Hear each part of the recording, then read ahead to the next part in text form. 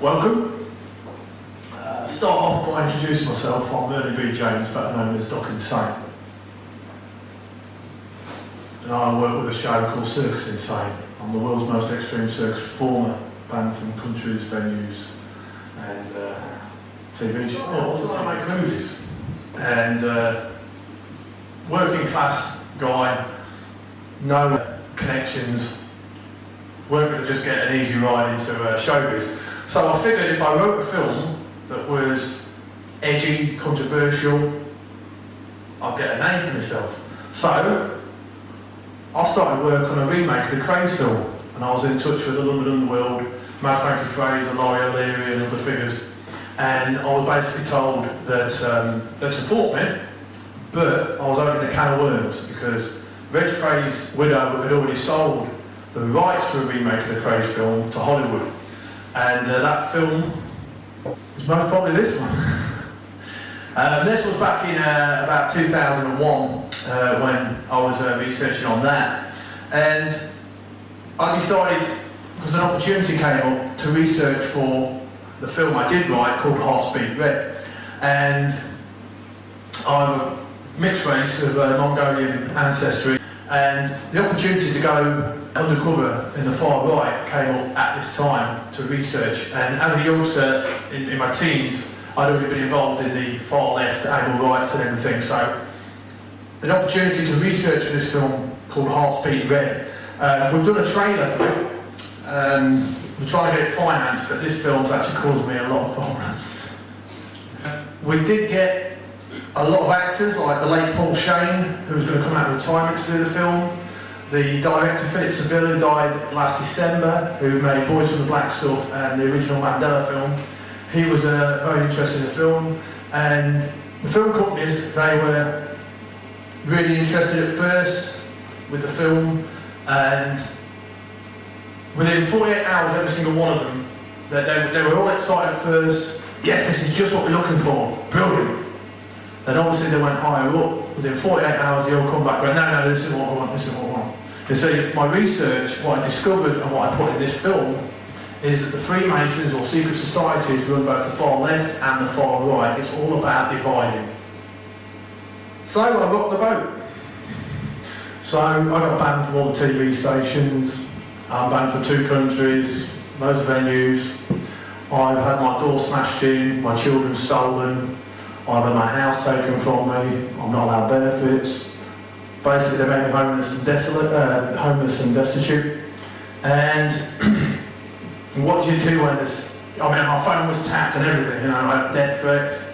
And my reaction was to launch Anarchy TV, which is a non-profit alternative to the mainstream. We've got our own show at the moment, the Dog and Doc show. Myself and Doghouse from Sickno. The idea is, as well as TV shows, that we will make movies, documentaries, etc., etc.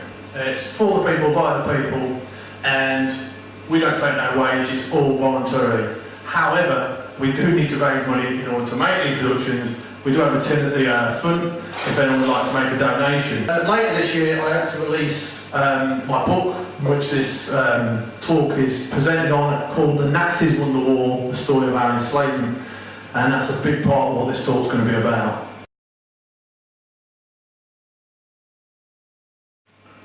Well, the best way to control the opposition is to lead it yourself. That's what Lenin said, and it's absolutely right, because this is what they do. Anytime there's something happening, like in the 70s, people were getting restless, people were getting fed up with what was happening, and so you have people starting to come together, like an anarchist movement. And then, boom, there's the Sex Pistols, a manufactured band. The record companies are taking control. This is the way, we're anarchists, we're against the state. Come on, follow us, this is the way. Repeatedly it happens, and this is all that political parties do. However, the political parties are very, very, very sinister. We have a Prime Minister at the moment who, for all intents and purposes, everything she says and what she's done, she's a paedophile. She has, she said herself, sex offenders, including paedophiles, should be allowed to adopt. She was head of the investigation into paedophilia into Parliament, the monarchy, and show business, and she buried it for them, and then made her Prime Minister. So that's one part of political. Obviously I'm an anarchist, I don't support any of that. But there's another one that's being made a bit of a messiah, a bit of a hero right now. Jeremy Corbyn. Jeremy Corbyn was MP for Islington. Jimmy Savile, some of his victims also in Islington. And he was very much aware of it. Corbyn was visited, as we know from the victims at the time, to tell Corbyn about what was going on in the care homes there. And Corbyn sat on it. Because some people make a defence, oh well, Corbyn was probably playing this game or doing this or doing that. Why does he not mention the fact that the Prime Minister today is a paedophile? Why does he not mention any of that? And there's another really important thing that we're going to come to as we move on about the EU and about legal over law. I'll just cover some of the people in his party. We can't prove sex with children does them harm, Patricia Hogan Hewitt. And this one, good friend with Corbyn. She was involved with the paedophile information exchange. As I say, good friends with Jeremy Corbyn. It's all an illusion. It's all, as I say, like, well, as Lenin said, it wasn't me, it was Lenin. The best way to control the opposition is to lead it yourselves. This is what their agenda is. This is the Georgia Stone. It says to maintain humanity under 5 million. Guide reproduction wisely. They're calling for a cull of mankind. Now we know this because it's in Agenda 21. NASA released a document in 2013 supporting this as well. And the Bilderbergs, who we'll also look at shortly, the Bilderbergs formed in 1954, and the agenda of their first meeting was exactly this: to cull 90%, at least 90% of the world. David Rockefeller, a couple of quotes from David Rockefeller. I think we've got him there. Oh, but I'd like to just stop for a moment because this guy's died, so I'd like to just take a few moments to appreciate and enjoy that fact.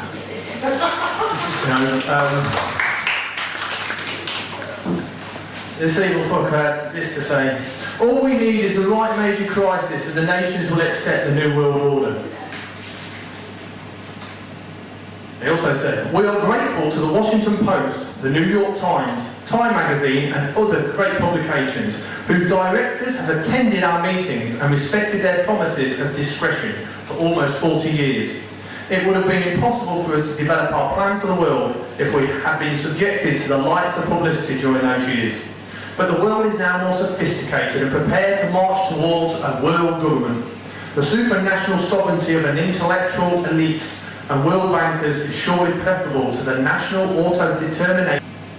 These people have a twisted religion, a cabal, and they actually believe in an honour system, but not honour as we know honour. And this is why we'll get the rightful honourable gentleman, and yes, your honour, all this honour, and it isn't honour as we perceive, but like the legal language, which we'll come to in a moment, words don't mean the same as we perceive them to be. But part of their honour is to tell us what they're doing. They've told us everything they're doing. That apparently relieves them of any guilt. Doesn't matter how many murders, tortures or atrocities they cause or create, as long as they tell us about it, they're not guilty. And they did. They told us about 9/11. They told us since they first built them towers about 9/11. All the way up to it. This was 3 months before, about 3 months before 9/11, about the June time that was released. 1997, 1998, 1993, 1983. Very interesting that the swastika is there. You'll understand the significance of that as we move on. 1993, 1992, and 1995. And this is interesting, this is the Illuminati cards.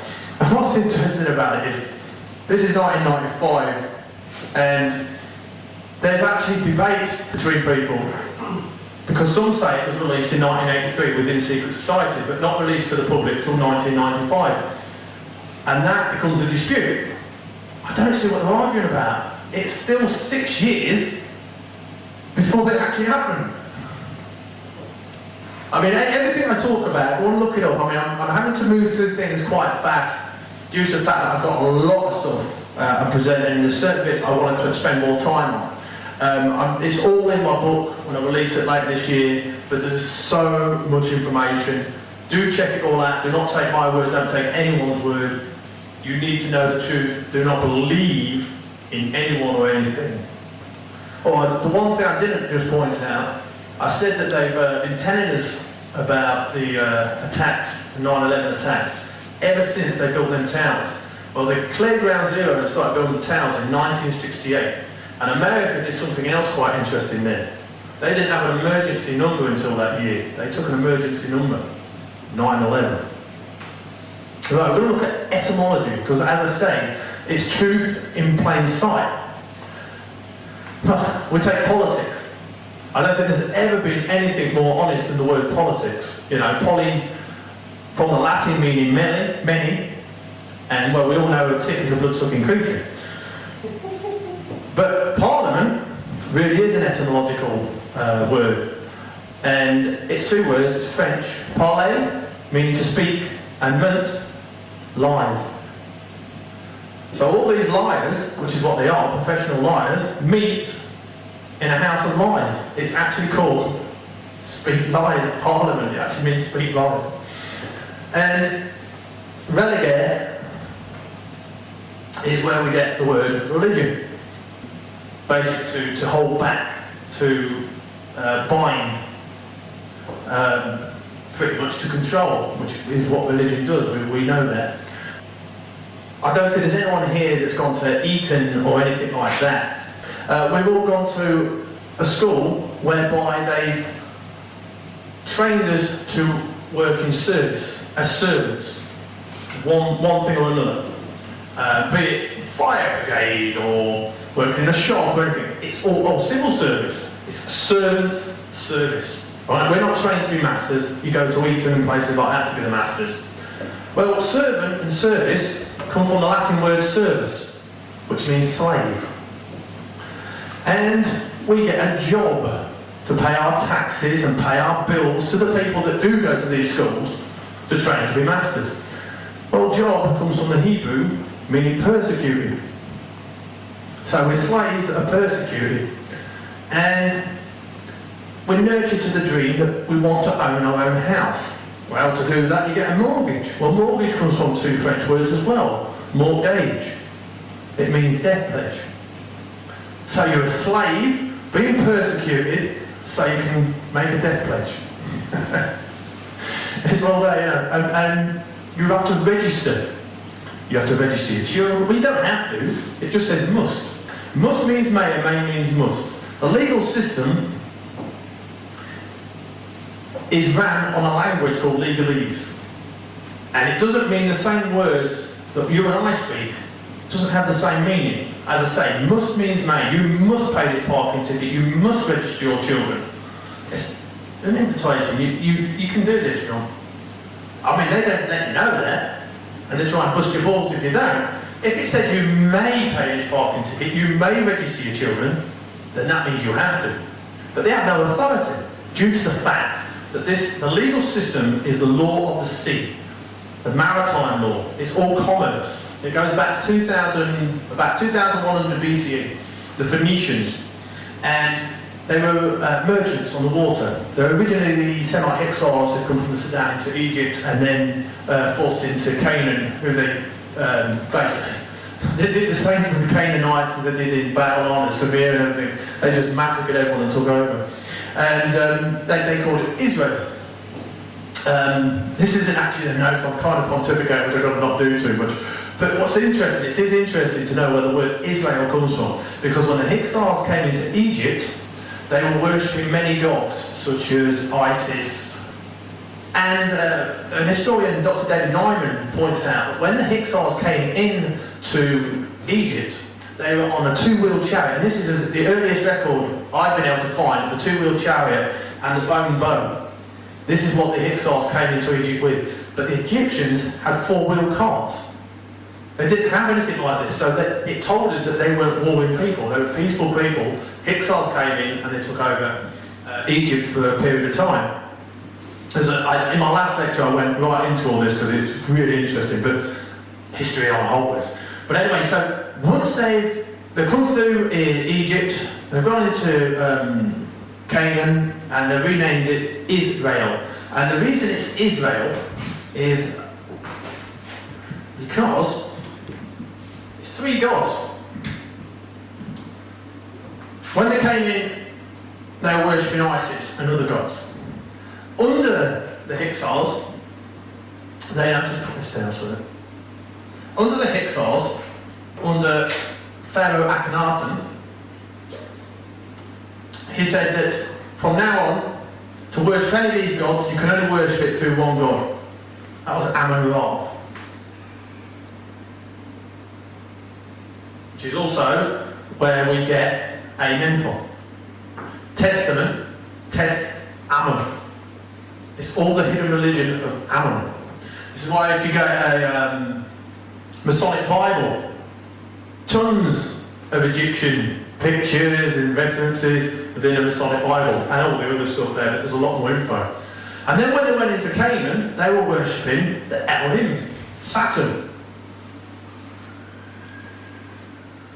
So, they took these three gods, and incorporated them.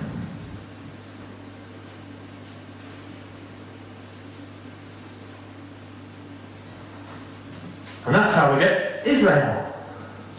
We get Israel and the Judaic religion based on the worship of Saturn. So the legal system, which is what we are dictated by. And this is another point about Jeremy Corbyn. If we put aside all the child abuse allegations and facts, there's this point. Everyone's saying, oh yeah, but he's saying this, saying that. Talk is cheap, especially when it's coming from a politician. He's not saying, right, because there's a legal system. This is a point that you really need to know. There's a legal system that is not the law. Everything you're being told, you've got to do this, you've got to do that, it's a legal system, it is not the law of the land. The law of the land is very clear, easy to understand, cause no harm, injury and loss, and you've not committed a criminal offence. However, the legal system is you can't park there, you've broken the law now. You can't walk there, you can't do that, you can't do that. Remember, slavery was legal. Homophobia was legal. That wasn't that long ago. Slavery's still here. Genocide and war is legal. Jeremy Corbyn isn't saying, I'm for the people, and the police, the judges, they take an oath to uphold the law of the land. I am going to make them stand by that. He's not mentioned anything. We're going to bring in this act, we're going to do this legislation. That tells you exactly who he is and who he's working for. Whatever he's working for is Jacob Rothschild. They say that he's scaring the establishment. They're terrified of him. You'd know if they were terrified of him, because he'd be dead. They killed princesses, they killed presidents. They'd have killed him a long time ago. Right, who actually believes we won the war against the Nazis? We're going to look at what happened after the end of the Second World War, because this is the important thing. The Nazi Kurt Waldheim set up United Nations, who gave us Agenda 21. Now, Agenda 21 is a document that was, I've got it somewhere, but you can look for it, you can find it.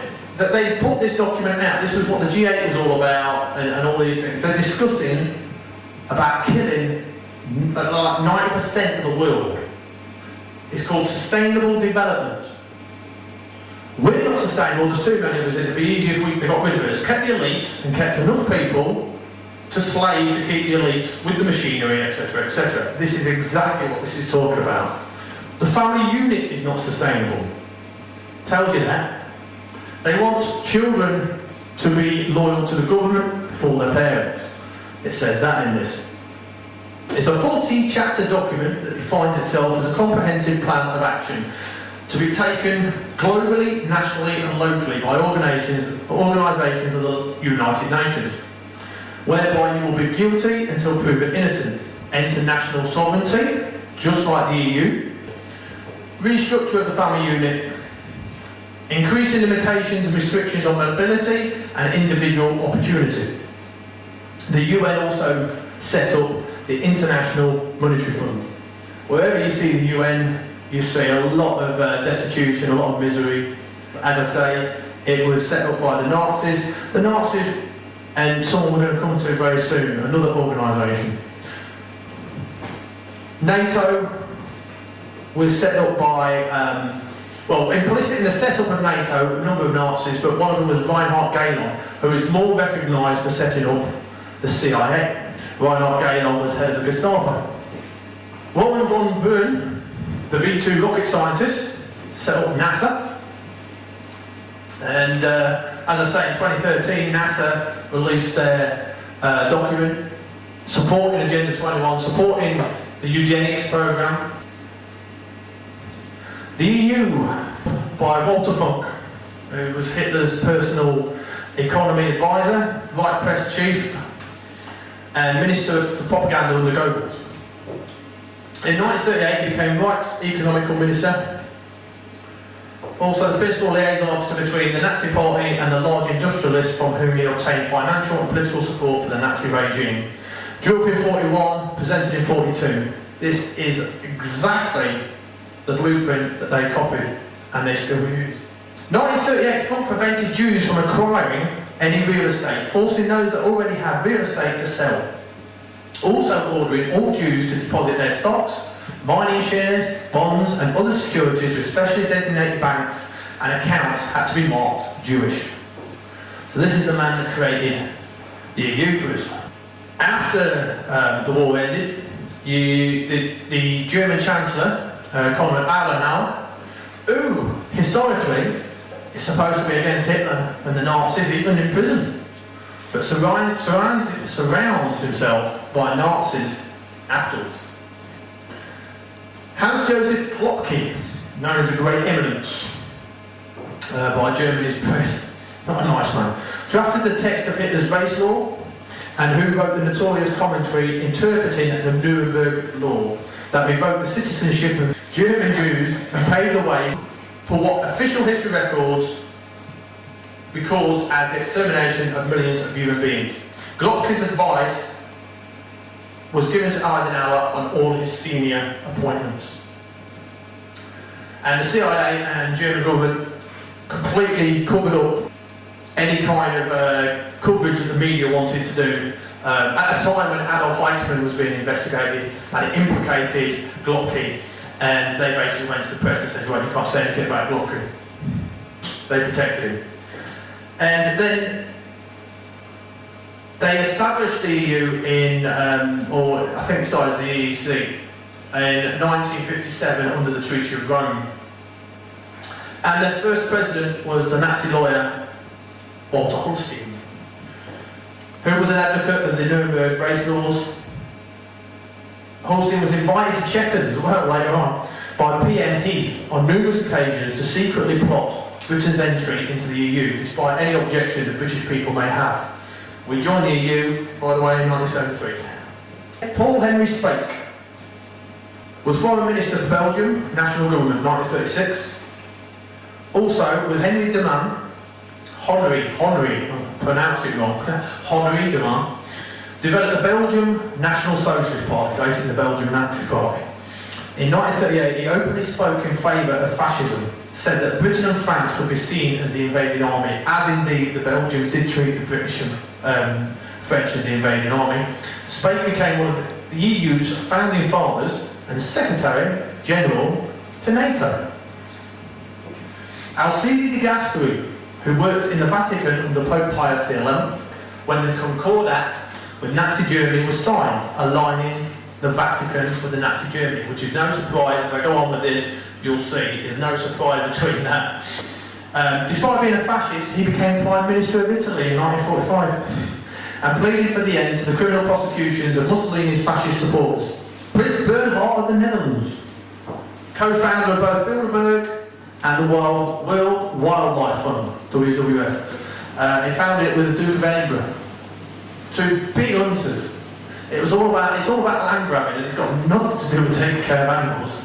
It's worth looking into. Duke of Edinburgh and Prince Bernhard, they created the WWF. As I say, the World Wildlife Fund, not investment.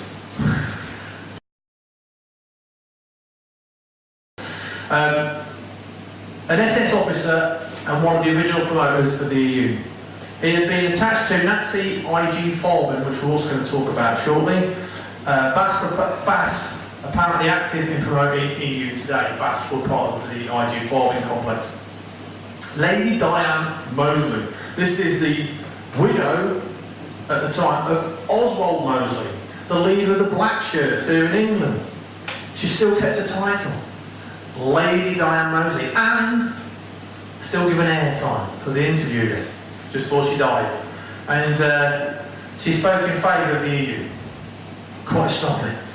Theodore Heuss, former designer of concentration camps and supplier of slave labour to the V2 project. He voted for the Enabling Act in 1933 that gave Hitler absolute power. Heuss became federal president of Germany in 1949.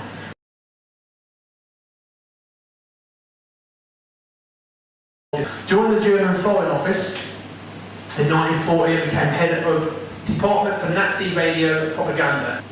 German Foreign Office employed hundreds of Nazis after the war, so in 1945, Kissinger was able to continue his career. In 1966, this Nazi became Chancellor of Germany.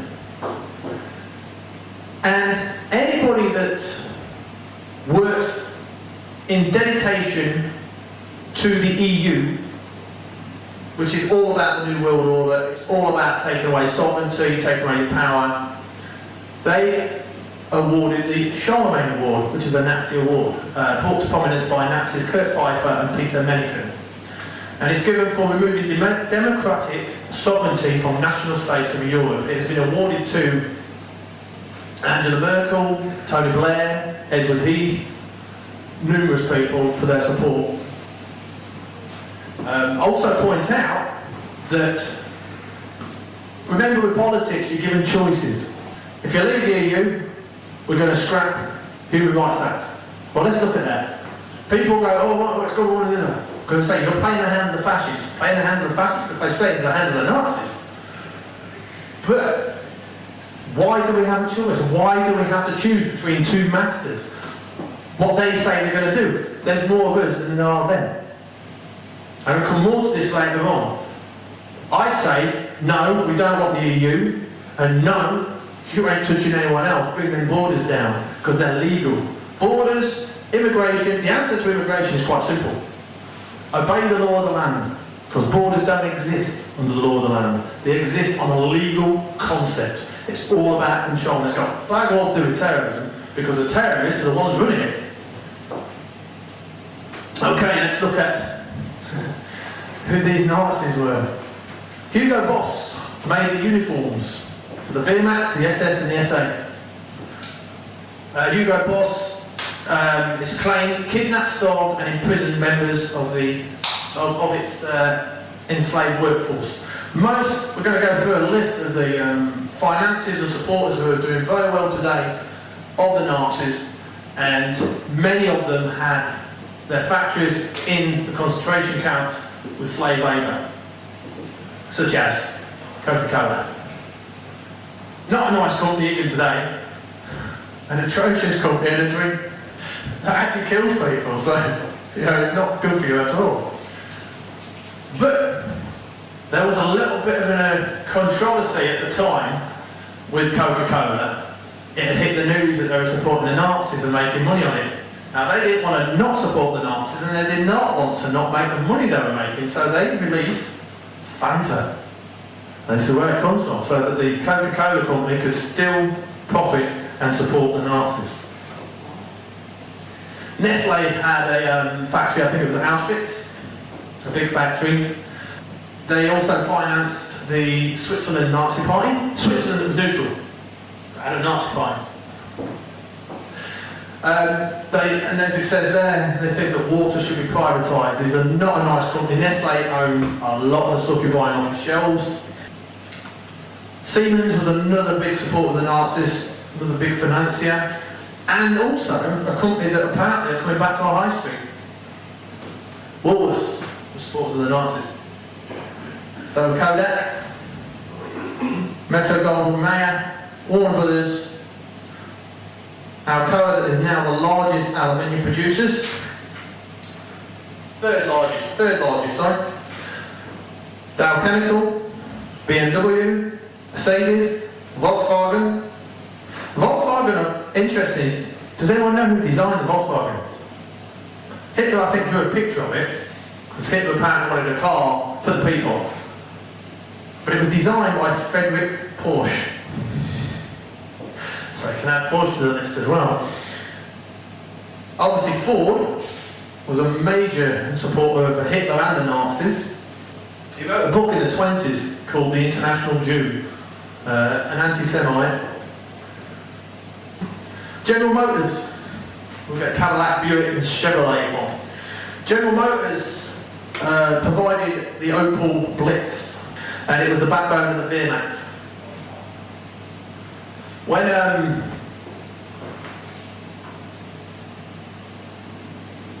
the eve of the war, General Motors then started working on things for the Luftwaffe, such as the Ju-88, which was Hitler's favourite bomber.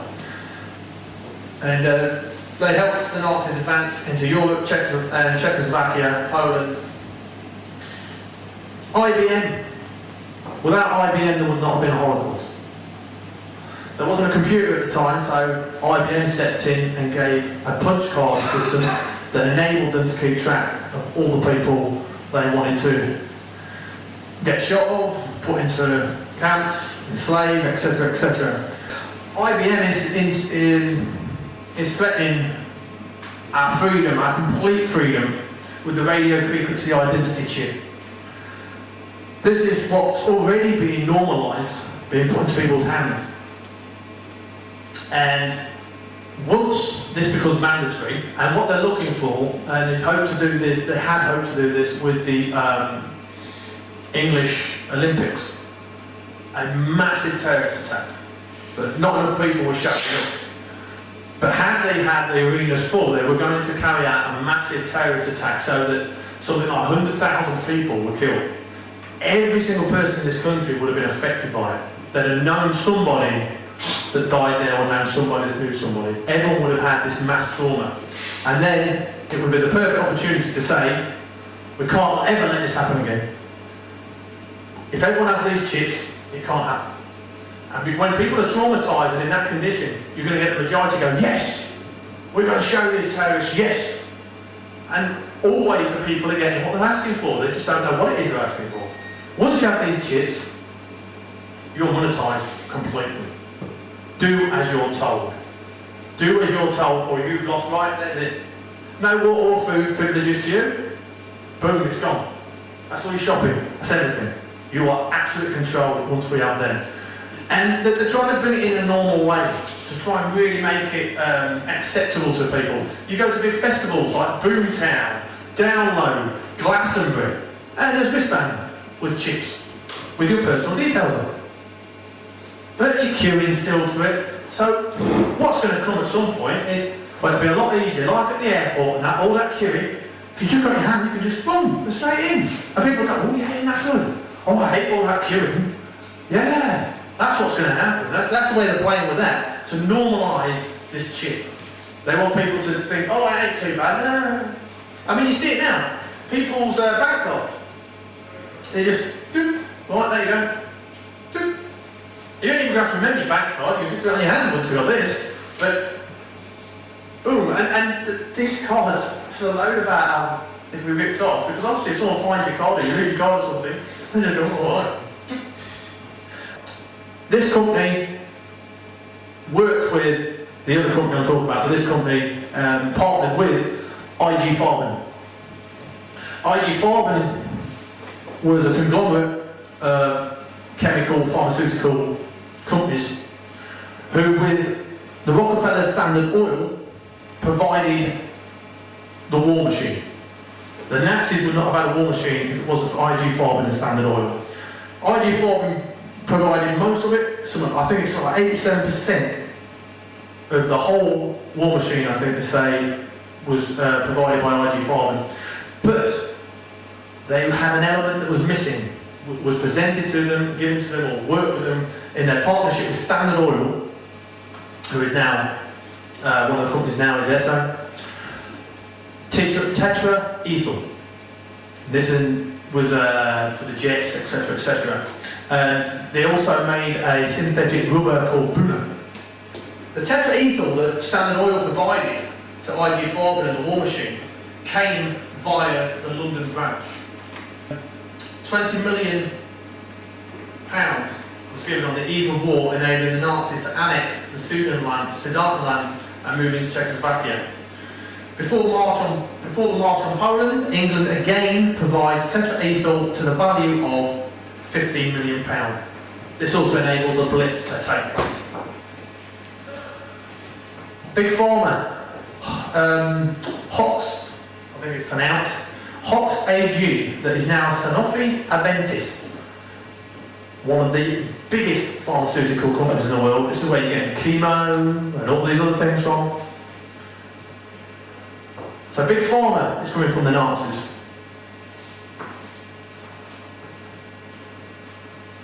Bayer.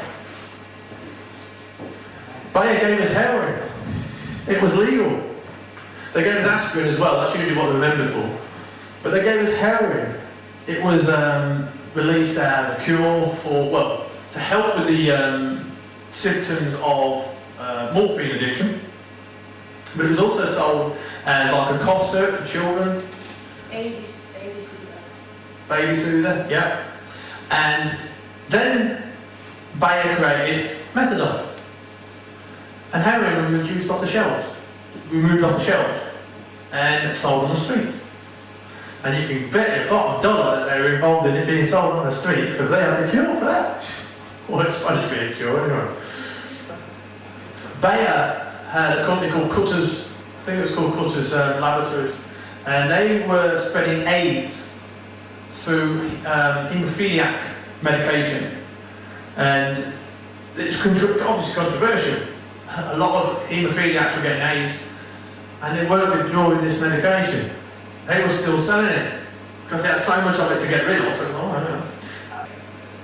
So yes, Bayer and Dow Chemicals, who I mentioned before, supported the Nazis, are now joining forces with Monsanto. So Monsanto do genetically modified food, whereby the DNA from one species is taken and put into the DNA of another species. Independent studies into GMOs state that the relationship between GM food and adverse health effects is no longer questionable. There is real causation. It damages organs, it causes fertility, immune system failure, it causes multiple organ system failures.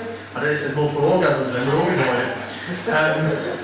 Big Food merged with pharma scientists to create aspartame and MSG, high fructose, corn syrup, saccharin, sucralose and sorbitol. Open your eyes, time to wake up. Enough is enough, is enough, is enough. Open your eyes, time to wake up. Enough is enough, is enough, is enough. Open your eyes, time to wake up. Enough is enough, is enough, is enough. Open your eyes, time to wake up. Enough is enough, is enough, is enough. Open your eyes, time to wake up. Enough is enough, is enough, is enough. Open your eyes, time to wake up. Enough is enough, is enough, is enough. Open your eyes, time to wake up. Enough is enough, is enough, is enough. Open your eyes, time to wake up. Enough is enough, is enough, is enough. Open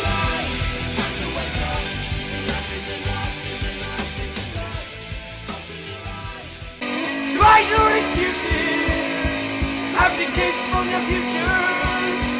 Ever present absentee. There are no leaders for the free. No!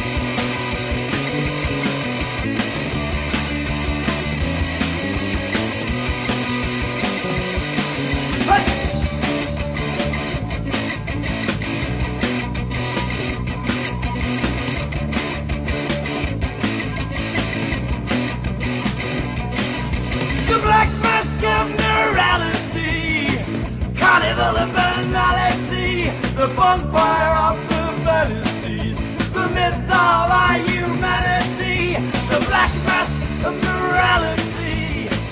Carnival of banality, repeat this after me. There are no leaders for the free.